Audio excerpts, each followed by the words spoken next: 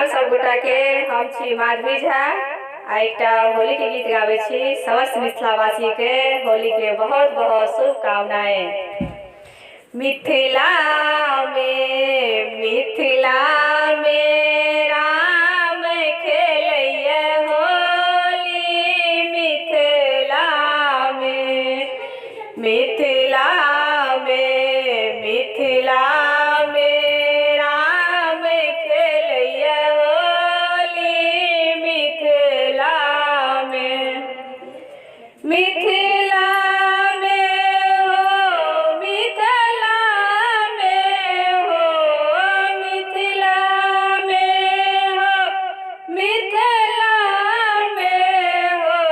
मिथिला में राम खेलैया होली। मिथिला में किनका के पहिरन पियर पीताम्बर।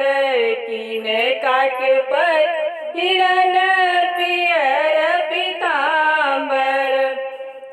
किनका के पहिरन कुसुम सारी हो।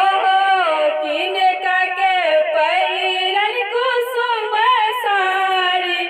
मिथिला में राम खेलन होरी। मिथिला में राम जी के पहिरन पियर पीताम्बर। राम जी के पहिरन पियर पीताम्बर। सीता के पहिरन कुसुम सारी हो। सीता के पहिरन कुसुम सारी।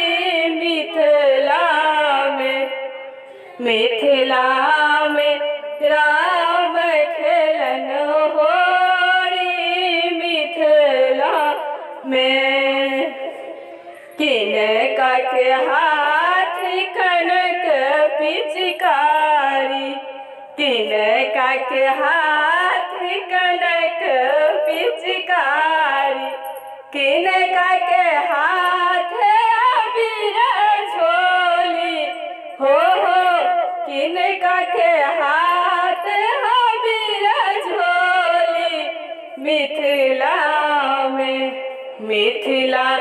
में राम खेलैया होरी। मिथिला में हो।